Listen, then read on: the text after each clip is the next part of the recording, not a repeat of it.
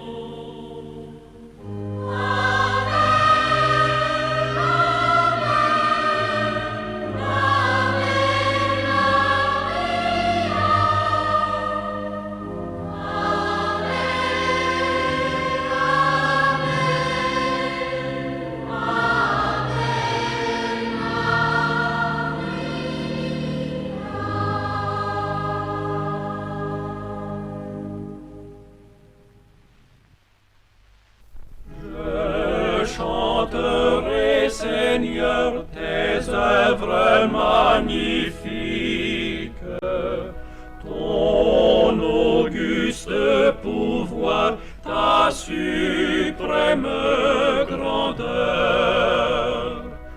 Au concert de tes saints, j'unirai les cantiques que pour toi me dicte mon cœur, que pour toi me dicte mon cœur. Oh, que de l'Éternel la parole est féconde, l'univers fut jadis l'ouvrage de sa voix. Il dit les éléments, le ciel, la terre et l'onde, du néant sortent à la fois, du néant sortent à la fois.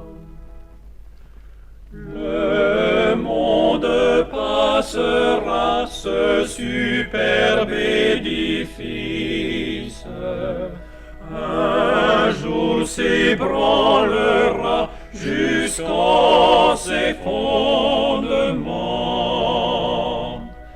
Ta sagesse, grand Dieu, ta bonté, ta justice subsisteront dans tous les temps, subsisteront dans tous les temps.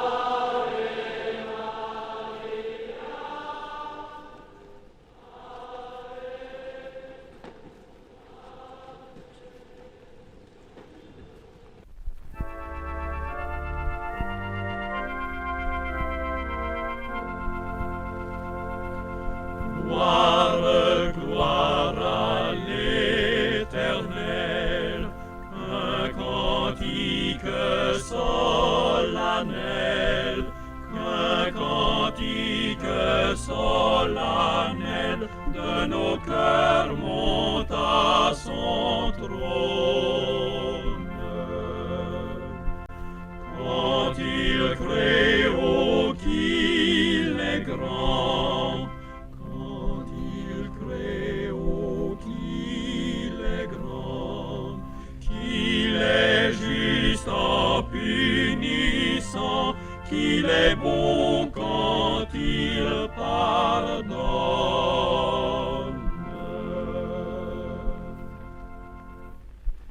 Il parle et cet univers se lève au puissant concert, se lève au puissant concert de sa parole vivante. Et des astres radieux, et des astres radieux, sa main jette dans les cieux la poussière étincelante.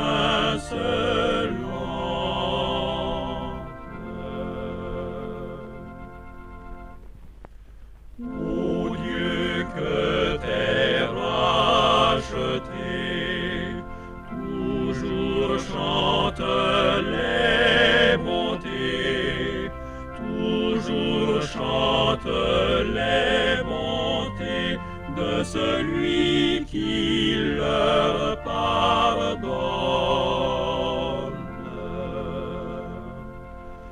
Gloire, gloire à l'Éternel,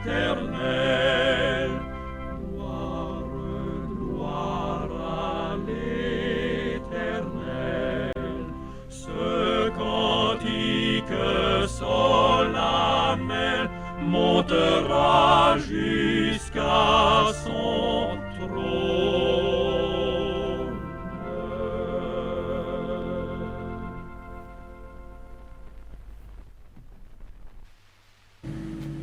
Au nom du Père et du Fils et du Saint-Esprit,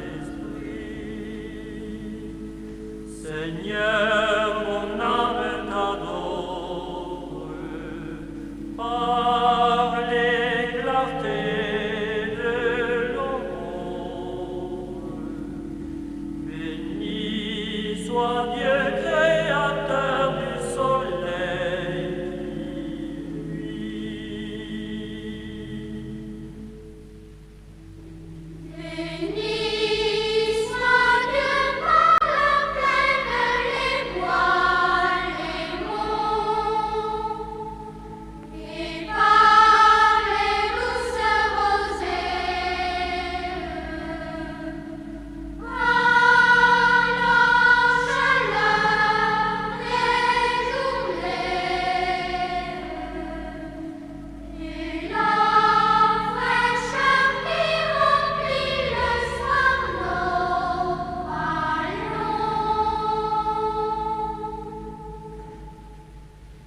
Béni soit Dieu par le cœur de tous les humains, le cœur des hommes qui peinent, les cœurs meurtris se l'étreignent.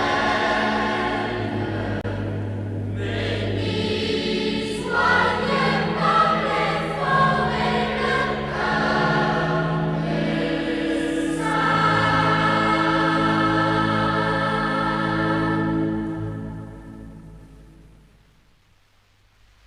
Ô Sauveur, ô vrai Dieu, toi la vie éternelle, fontaine qui jaillit toujours fraîche et nouvelle,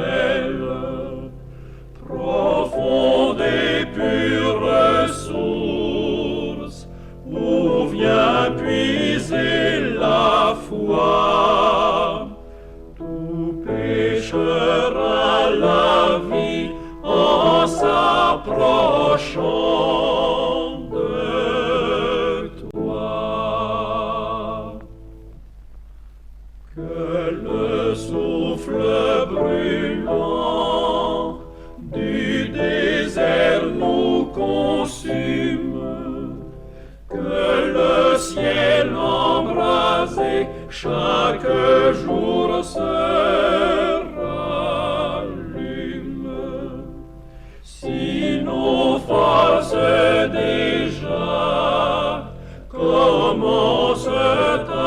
rafraîchir.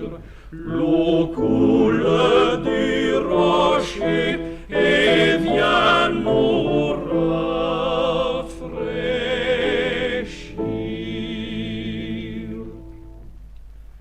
Mais bientôt aux accents de ta voix souveraine s'ouvrira devant nous le céleste domaine.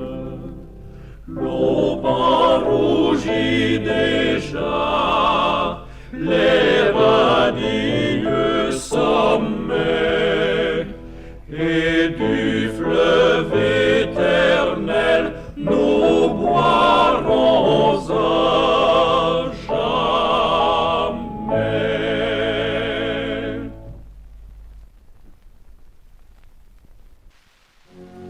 Je m'avancerai jusqu'à l'autel de Dieu, là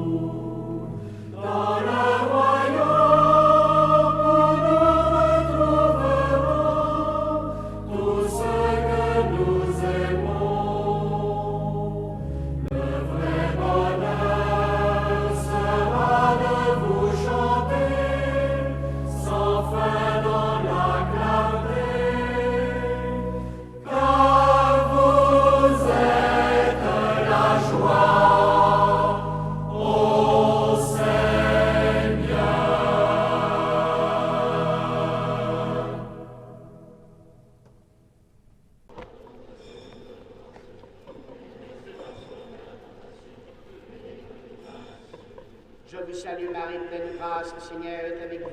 Vous êtes bénie entre toutes les femmes, et Jésus, le fruit de vos entrailles, est béni.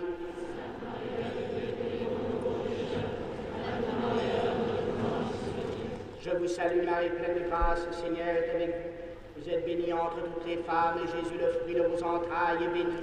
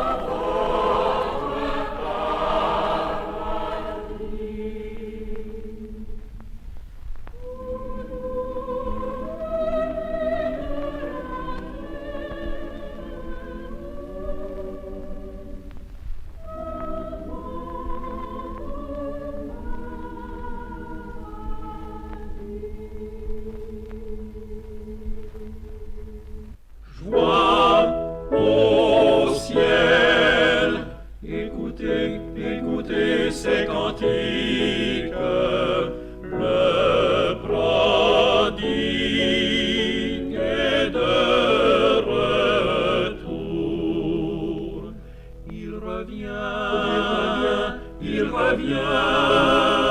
Ouvrez-vous sa portique, il revient, affamé de pardon et d'amour. Debout sur la route, son père l'attend. Celui plus de doute, voici mon enfant. Plein de tendresse, il court, il presse dans ses bras le fils repentant. Joie au ciel, écoutez, écoutez ces cantiques, le prodigue est de retour. Joie au ciel, écoutez, écoutez sa prière, car il pleure et se repent.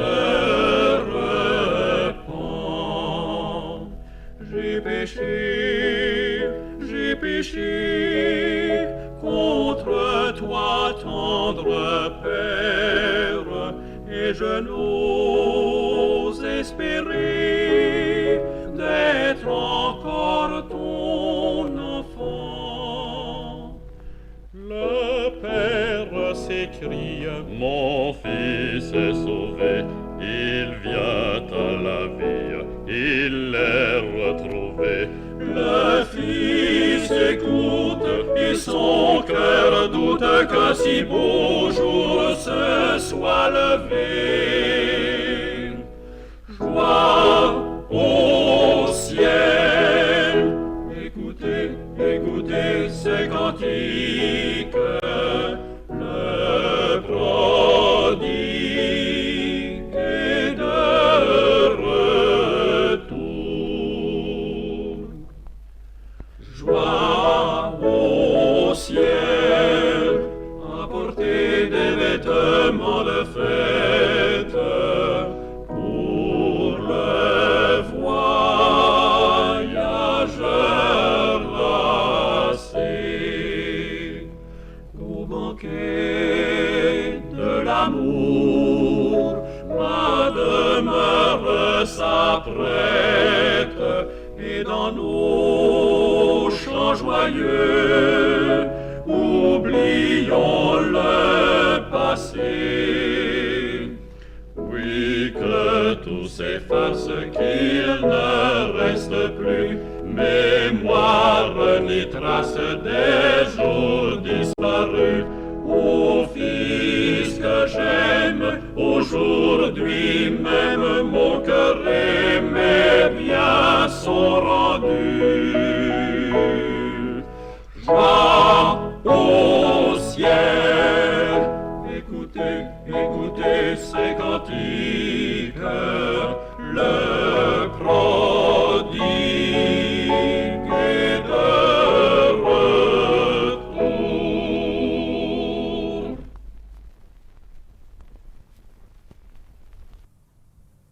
Gloire à toi, Marie, fille d'Israël, Fleur épanouie dans la joie du ciel. ta splendeur couronne l'œuvre du Seigneur. Et Jésus te donne part à son bonheur. Pleine de grâce, nous te louons. Rose merveilleuse dans le clair matin, Perle précieuse dans le champ divin, neige immaculée, fruit sans détour.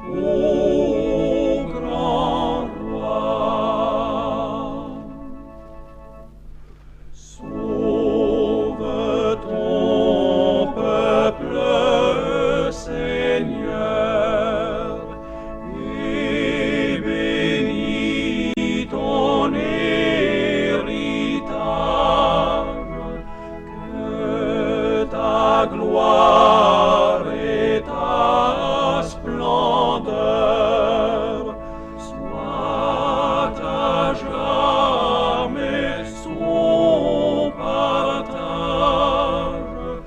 Conduis-le par ton amour jusqu'au céleste séjour. Conduis-le par ton amour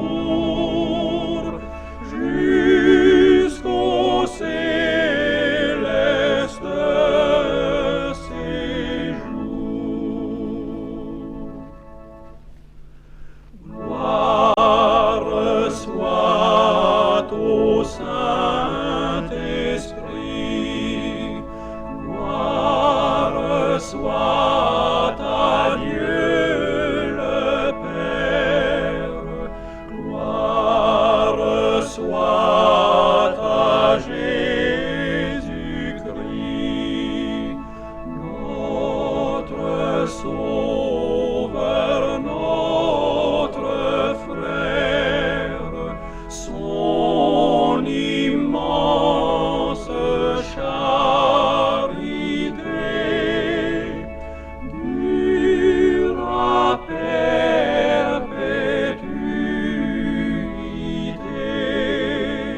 son immense charité dure à perpétuité.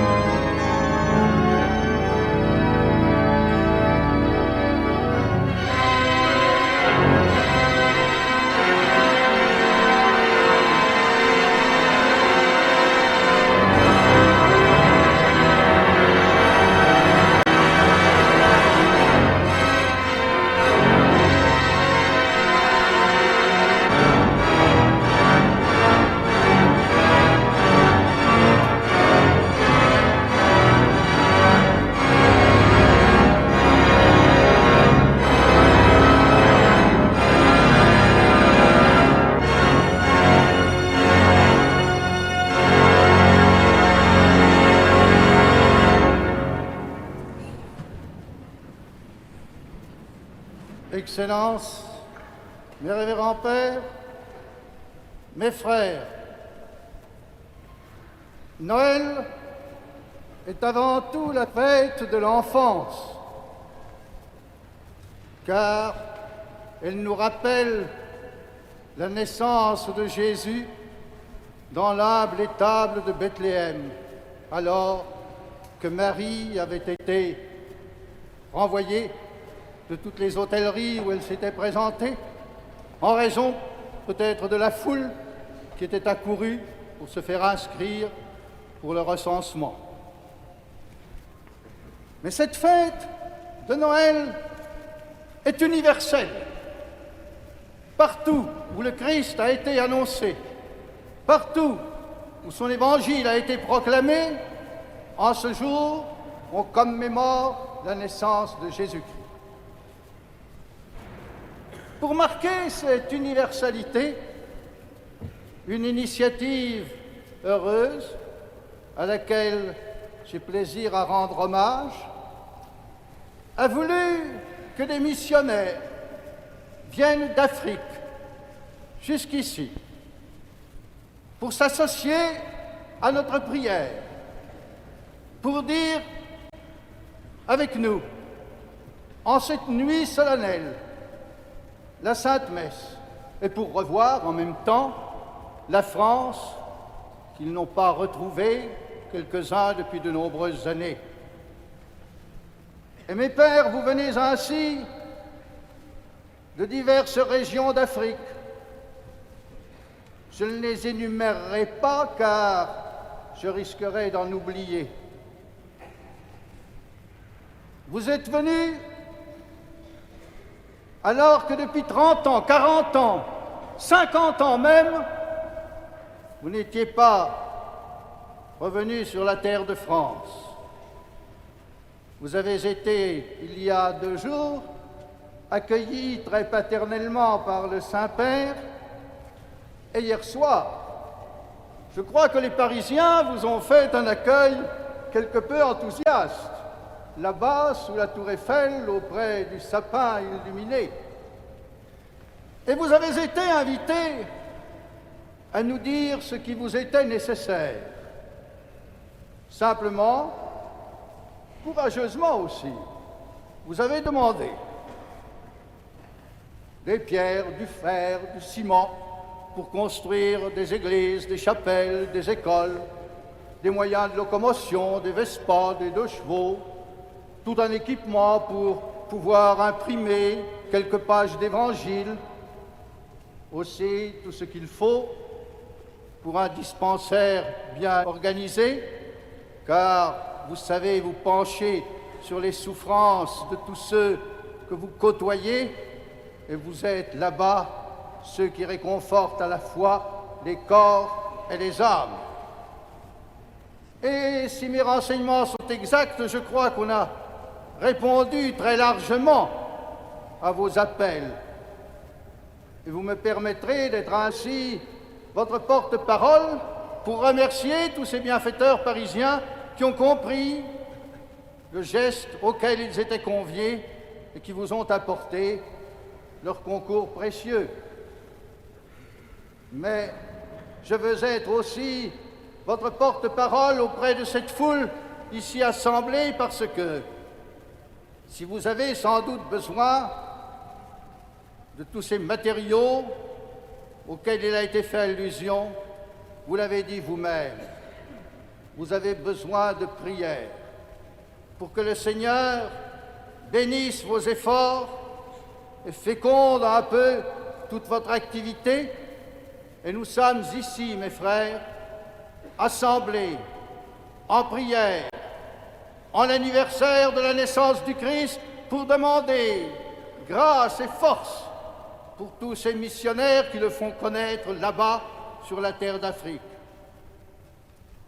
Mais nous sommes aussi réunis à une autre intention, car vous n'ignorez pas les uns et les autres qu'au moment où l'on offre des souhaits, invariablement, on revient à cette formule, souhait de la paix. Oui, en un jour comme celui-ci, c'est le cas de souhaiter la paix. Car cet enfant Jésus, dont nous commémorons la naissance, il a été annoncé par les prophètes comme le prince de la paix. Et sur son berceau, en ce jour, les anges chantaient « Paix sur la terre aux hommes de bonne volonté ». Et avant de quitter ce monde, dans les dernières rencontres qu'il a eues avec ses disciples, chaque fois, il leur disait que la paix soit avec vous. Et qui ici-bas, parmi les hommes, ne souhaite pas d'avoir la paix? Il n'y a pas de bonheur, quel qu'il soit, s'il n'y a pas d'abord la paix.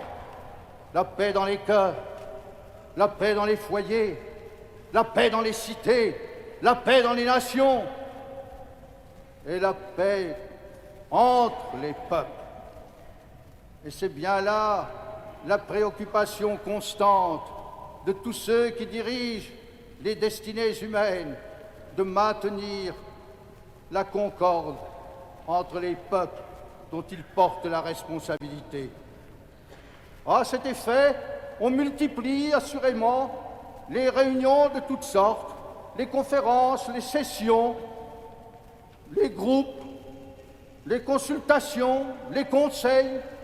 On les multiplie et on les précise par le chiffre de ceux qui participent, la réunion des 6, la réunion des 10. On les précise par une série de lettres qui sont, pour la plupart d'entre nous, n'est-il pas vrai, de véritables rébus.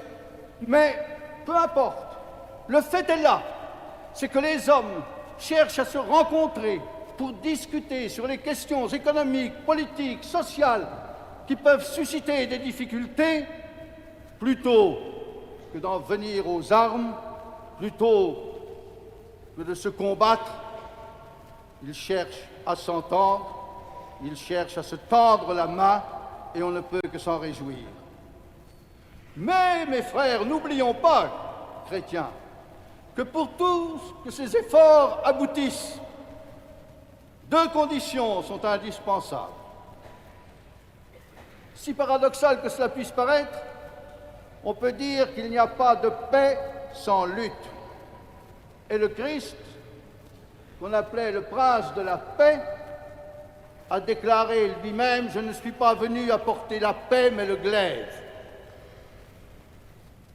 Mais il s'agit de lutter, non pas contre des ennemis extérieurs, mais contre l'ennemi intérieur, qui est la cause profonde de toutes les difficultés et de toutes les guerres, de lutter contre le péché. Et tous les congrès et toutes les discussions seront sans effet tant que chaque homme et chaque peuple ne comprendra pas qu'il doit combattre au-dedans de lui et autour de lui contre ce que l'on appelle l'orgueil, l'ambition, la jalousie, l'égoïsme, la cupidité, qui sont les sources de toutes les difficultés et dans tous les domaines. Et la seconde condition, pour que les conversations humaines produisent leurs effets, c'est que les hommes qui sentent bien la difficulté de réprimer au fond de leur cœur toutes ces passions qui bouillonnent, se souviennent que le Seigneur est prêt à les aider et se tournent par conséquent vers lui pour qu'il les soutienne dans les efforts intimes qu'ils peuvent faire pour se corriger. Parce que aussi, la paix souhaitée est en somme un don de Dieu, et c'est dans la mesure où nous aurons à cœur de nous unir ce soir dans une même prière pour supplier le Seigneur de nous accorder enfin dans ce pauvre monde agité la paix si désirée, que nous pouvons espérer que l'année qui va venir nous apportera ce bienfait. Mais devant ces missionnaires qui viennent d'Afrique et devant notre situation française, quand on parle ainsi de la paix, est-ce que notre pensée ne va pas tout naturellement vers la terre d'Algérie? Car la situation algérienne, nous le savons tous, est une souffrance pour un chrétien et pour un Français. Aujourd'hui, à cette heure, dans plusieurs foyers, Noël ne sera pas jour de fête totale. Il manquera quelqu'un, un père, un fils, un frère, un fiancé, que sais-je. Et ce qui augmente encore dans ces foyers l'angoisse, c'est de savoir qu'il n'est pas sans danger, l'absent qui est là-bas sur la terre d'Afrique. Et lui, dans son petit poste à cette heure, à qui pense-t-il? Sinon à ses parents qui sont là-bas, sinon à son église de village, à sa cathédrale, où se célèbre à cette heure la messe de minuit qui lui a laissé un souvenir d'enfance bien profond, toujours vivant. Et lui aussi, ce qui augmente encore sa peine, c'est de savoir qu'il est en danger, et dans un danger qu'il ne peut pas prévoir. Ah, cette fête de Noël n'est pas toute réjouissance pour les uns et pour les autres. Oh, sans doute, on a heureusement multiplié ces temps derniers toutes les attentions voulues pour ces enfants qui sont là-bas. On a multiplié les envois, les colis, des dévouements admirables se sont montrés, des artistes se sont même partis pour leur apporter un peu de gaieté dans leurs divers cantonnements. Tout cela est bien, tout cela est insuffisant.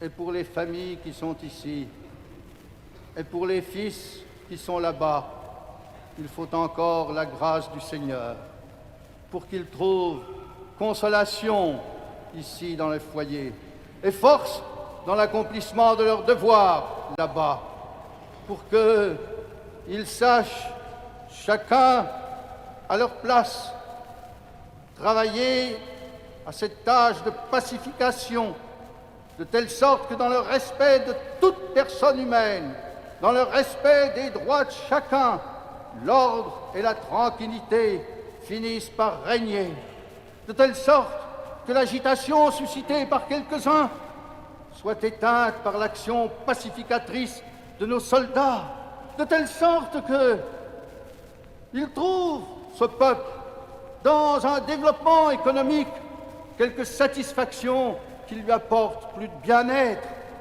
Oui, il y a là des grâces du Seigneur qu'il faut solliciter.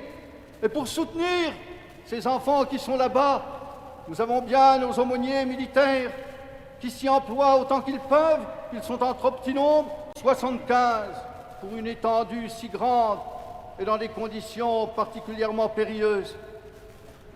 Mais 30 prêtres, professeurs en vacances, ont voulu aller les aider pendant ces jours-ci.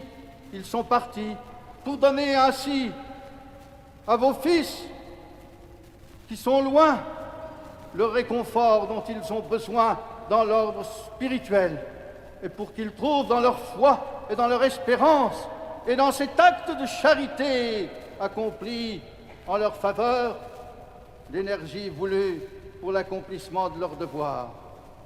Mes frères, tous ici assemblés, en cette messe au cours de laquelle le Christ va descendre sur l'autel comme jadis il descendait dans les tables de Bethléem, unissons-nous de telle sorte que par notre prière, nous obtenions du Seigneur toute grâce de fécondité pour l'apostolat de ces chers missionnaires, pour que nous obtenions cette grâce de la paix si ardemment désirée par tous, pour que nous obtenions consolation pour les foyers désolés ici et énergie pour ceux qui sont loin, et cette pensée commune, cet élan généreux de nos cœurs nous laissera, au sortir de cet office, la paix du cœur, ainsi soit-il.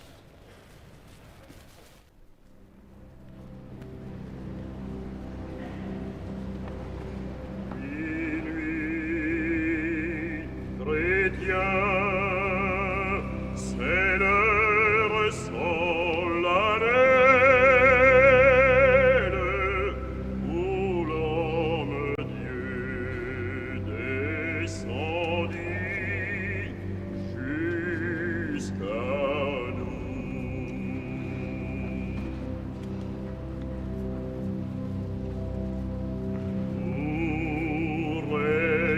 effacer la tâche originelle et de son père arrêter le courroux.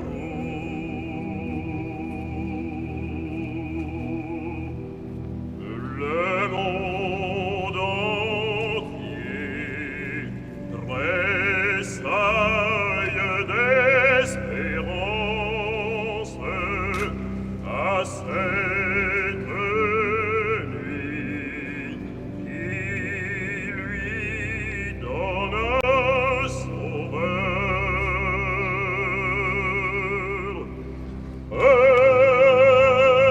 Peuple debout, chante ta délivrance. Noël, Noël, chantons le Rédempteur. Noël, Noël, chantons le Rédempteur.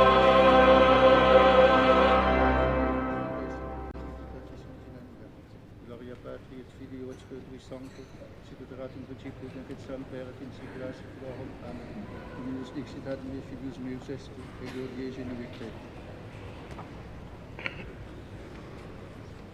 Kyrie eleison, Kyrie eleison, Christe eleison, Kyrie eleison, Kyrie eleison.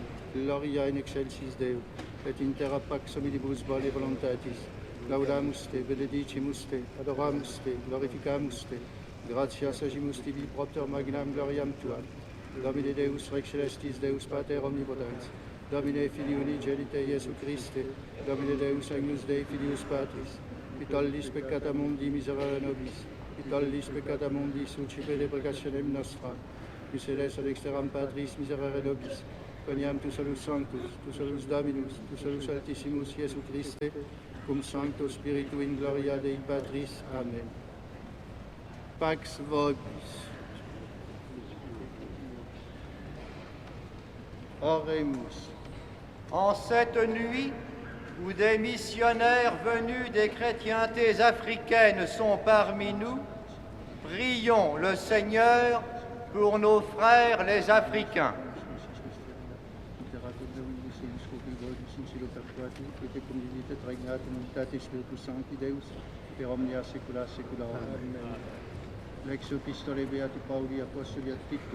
Lettre de l'apôtre Paul à son disciple Tite. Mon cher ami, voici que la bonté de Dieu est manifeste. Il veut sauver tous les hommes. Il nous apprend à rejeter l'impiété et les ambitions terrestres pour vivre ici-bas dans la sobriété, la justice et l'amour. Désormais, nous attendons un bonheur plus grand encore. Nous espérons voir dans sa gloire Jésus-Christ, notre grand Dieu, notre Sauveur, car il s'est livré pour nous, afin de nous libérer de tout péché et afin de faire de nous un peuple purifié qui soit son peuple, un peuple qui se consacre à faire le bien. Dominus vobiscum. Sequentia Sancti Evangelii secundum Lucam. Suite de l'Évangile selon saint Luc. En ce temps-là, parut un édit de César Auguste ordonnant de recenser toute la terre. Ce recensement, le premier, eut lieu pendant que Quirinus était gouverneur de Syrie. Chacun devait se faire inscrire dans son pays d'origine. Joseph, donc, qui était de la famille et de la descendance de David, quitta le village de Nazareth en Galilée et monta en Judée à Bethléem, la cité de David, pour s'y faire inscrire avec Marie, son épouse, qui se trouvait à la veille d'être mère. Ce fut pendant leur séjour à Bethléem que l'heure de l'enfantement arriva. Marie mit au monde son fils premier-né, l'enveloppa de l'ange et le coucha dans la mangeoire d'une étable, car il n'y avait pas de place pour eux dans l'hôtellerie. Dans la campagne environnante, des bergers passaient la nuit à surveiller leurs troupeaux. Soudain, l'ange du Seigneur leur apparut, et la gloire du Seigneur les enveloppa de lumière. Ils tremblaient de frayeur, mais l'ange leur dit : « Rassurez-vous, car je vous annonce une bonne nouvelle, une grande joie pour tout le peuple. Aujourd'hui, dans la ville de David, il vous est né un sauveur. C'est le Messie, le Seigneur. Voici à quoi vous le reconnaîtrez. Vous trouverez un nouveau-né enveloppé de l'ange et couché dans une crèche. » Aussitôt, une troupe d'esprits angéliques se joignit à l'ange. Ils louaient Dieu en disant : « Gloire à Dieu au plus haut des cieux et paix sur la terre aux hommes de bonne volonté. » Credo in unum Deum, Patrem omnipotentem, Patrem Filii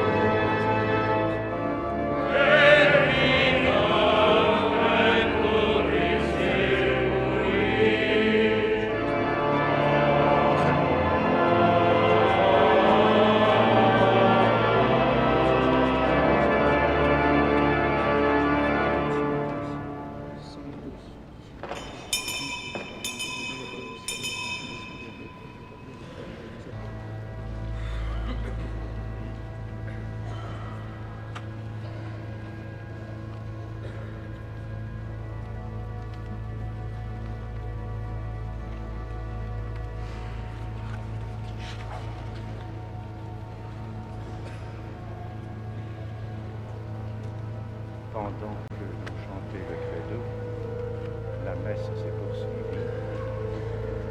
Les 18 prêtres sont groupés derrière le cardinal sur 18 autels. Chacun a son servant et parmi les servants de messe, on aperçoit plusieurs Africains, sans doute séminariste ici à Paris, et probablement séminariste chez les Pères du Saint-Esprit, car beaucoup de ceux qui célèbrent la messe en ce moment sont des Pères du Saint-Esprit. Il y a également parmi eux 2 Pères blancs.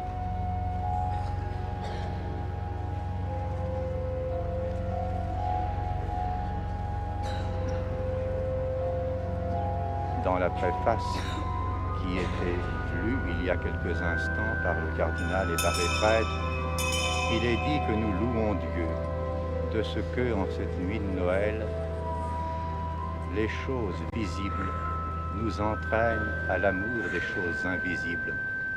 Les choses visibles, c'est cet enfant Jésus que l'on a vu dans une crèche. L'amour de Dieu est devenu visible à nos yeux. Et parce que Dieu est devenu visible, nous avons été entraînés à l'aimer, lui, que l'on ne voit pas. Mais en cette nuit, dans cette cathédrale, nous avons aussi des choses visibles.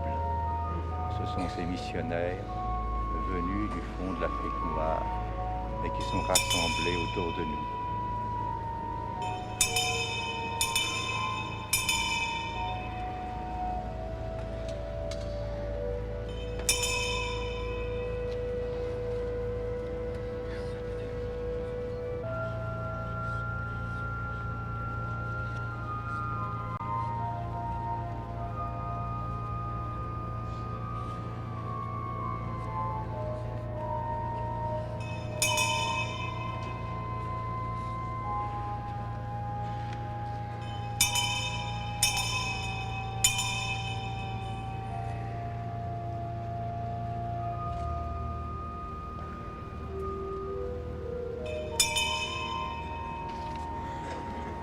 Les sonneries que vous venez d'entendre marquaient la consécration et l'élévation. Le cardinal et autour de lui les prêtres rassemblés viennent de reprendre les paroles et les gestes que le Seigneur Jésus avait faits au soir de la Cène. Ces mêmes paroles qui une première fois ont été prononcées à Jérusalem dans le Cénacle.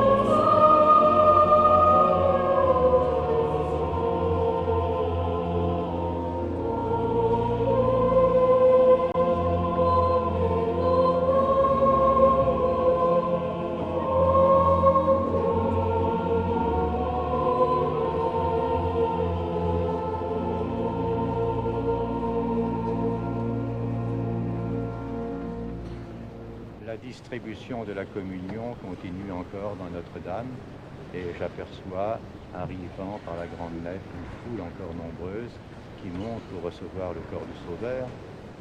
Mais déjà, le cardinal a terminé sa messe.